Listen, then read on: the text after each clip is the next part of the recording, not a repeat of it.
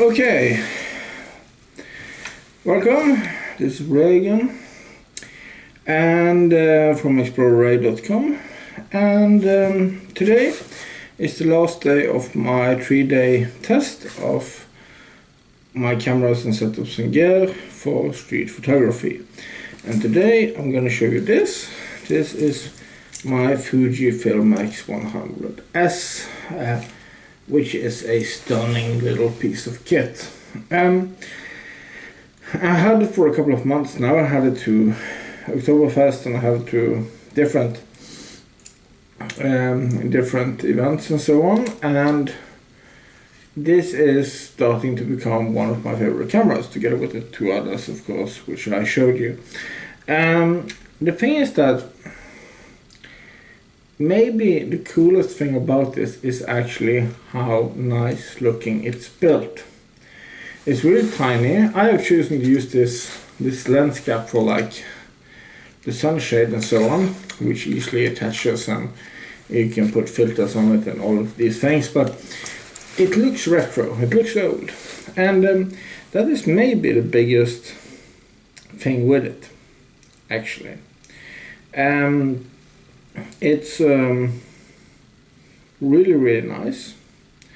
It works really well. It's very well made. It's metal. It's some kind of like maybe fake leather or something like that. The finish is excellent. You have a viewfinder, which I really like, but you also have a large big screen which you can capture images on.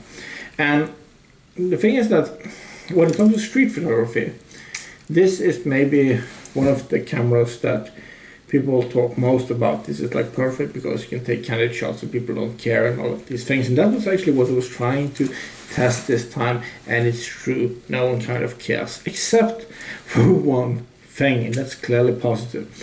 People think this looks cool. And actually I've gotten quite a few remarks, especially from females, and they're like, "Oh, that's a nice camera. Is it film? Oh, that's kind of cool." So on. So boys, if you're interested in a photo and I would like to impress a girl, maybe this is the camera to get. Or maybe a Leica, which is essentially the same thing, except only much more expensive. But that's another thing. But I really enjoy this camera. I think it's great. It takes excellent pictures. It's a 24mm camera, but with the crop factor, it's a 35mm equivalent. So it's what you normally use for street photography. It's easy to use. It has only these few buttons and dials here, and it has some menu settings. Another thing, I haven't used it today and so on, but another thing that I can mention is that, of course, you have some filters, like you have some filters and where you can get different kind of colors to stick out. You have a lot of different things you actually can use and so on. And it's quite an impressive type of camera, and the menu system is quite easy. I don't think I've actually touched the manual, and you even have an ND filter, which is very nice if you want to do some long exposures or something like that. In Oslo, where I am today, it's quite cloudy and rainy and so on. Instead, I'm not worried about using it. It seems fairly well built and has good weather sealing for the different ports and stuff and so on. So it's quite nice. So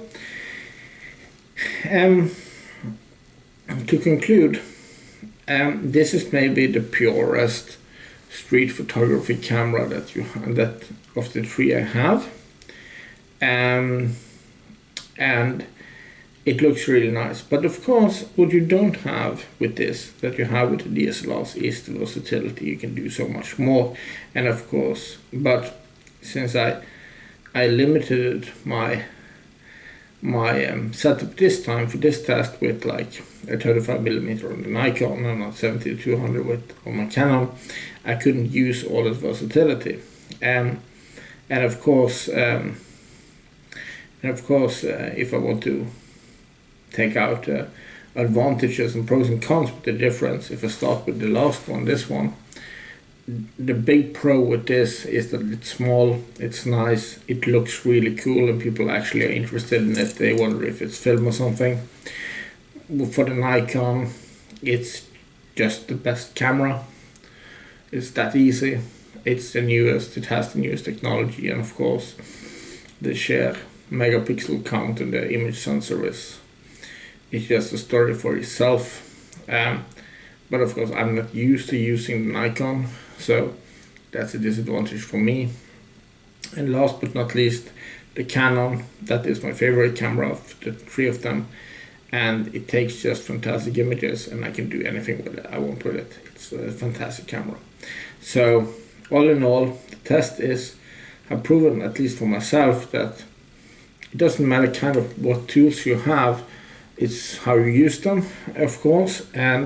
But also the interesting thing is that different type of camera and setups gives you a different interaction with people.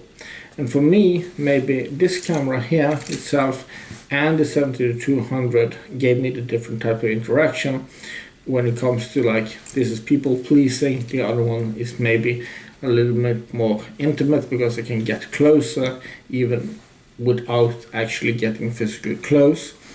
So that is maybe the two biggest advantages when it comes to the Nikon with the DSLR at the 35mm focal length.